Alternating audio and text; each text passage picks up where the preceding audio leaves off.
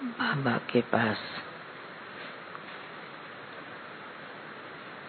वतन में भोग लेकर के पहुंची। आज जब जा रही थी, सभा को देखते हुए ऐसे अंदर में संकल्प आने लगा कि सभी को वतन में उड़ा के ले चले। तो मैंने बाबा को कहा कि इस प्रकार का आने वक्त संकल्प आ रहा था। तो बाबा कहने लगे कि बच्ची, तुम्हारा साकार वतन से सूक्ष्म वतन, मूल वतन बहुत बड़ा है। जितने बाबा के बच्चे सूक्ष्म रीति से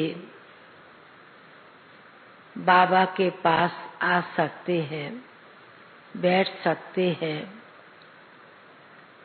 बाप से रूहान कर सकते हैं, यह वतन का अनुभव बहुत ही अच्छा और बहुत ही न्यारा होता है। फिर बाबा कहने लगे कि बाबा देखते हैं कि कब कब बच्चे पुरानी दुनिया से, पुरानी बातों से, अनेक प्रकार के संकल्पों से जब थक जाते हैं तो अपने आप मन स्थिर होने लगता है। फिर अंदर में आता है कि चले बाबा के पास में। बाबा ने कहा कि कई बच्चे ऐसे अपने आप से संकल्प करते हैं और संकल्प के साथ बच्चे बाबा के पास, बाबा के घर में पहुंच जाते हैं। बाबा ने कहा कि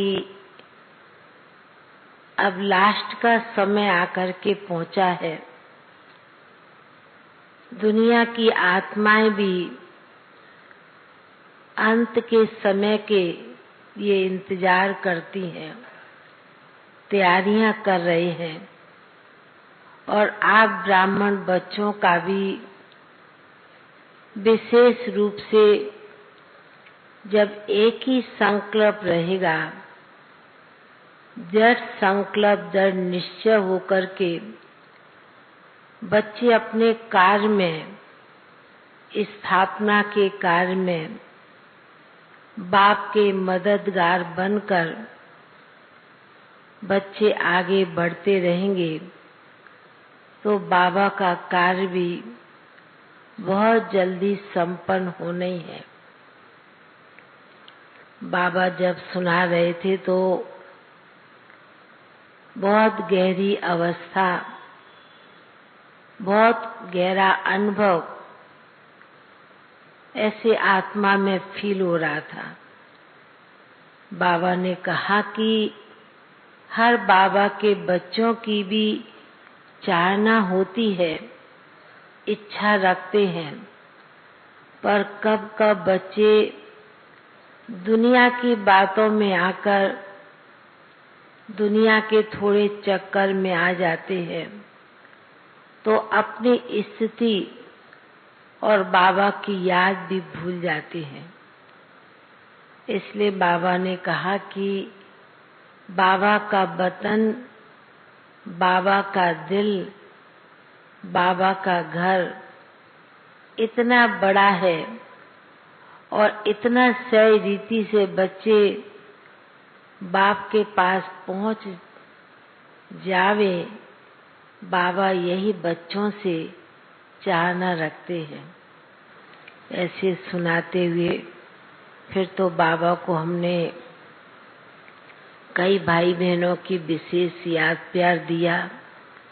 बाबा ने कहा याद के साथ बच्चों की याद भी पहुंचती है बाबा के पास में, और उस याद के साथ बाबा के सन्मुख भोग की थाली रखी थी, तो बाबा ने भी बड़े प्यार से भोग स्वीकार उन आत्माओं को भी कराया जिनके प्रति याद लेकर के गए, और खुद भी बाबा ने बड़े प्यार से भोग स्वीकार किया।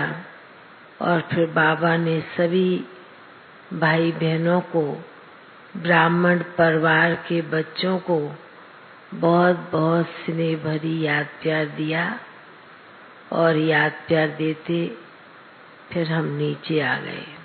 ओम शांति।